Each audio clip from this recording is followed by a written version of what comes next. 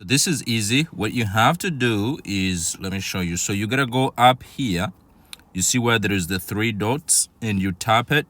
And when you tap it, it brings up this menu. And on this menu, you see where it says make movie. That's what you tap. And it gives you the options. It gives you the movie name, which I'm going to name cartoon.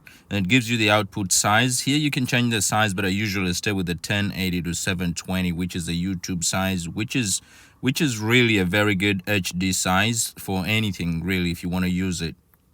And format, I'm going to stick with MP4, but you could save a PNG sequence, which is going to be a couple of images, or you can save a GIF, which is going to be like one of these GIFs we share in text messages.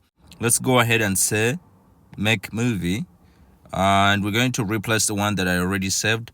And that way, the movie is already in our photos now. We could say save into photos or upload to YouTube or upload to TikTok.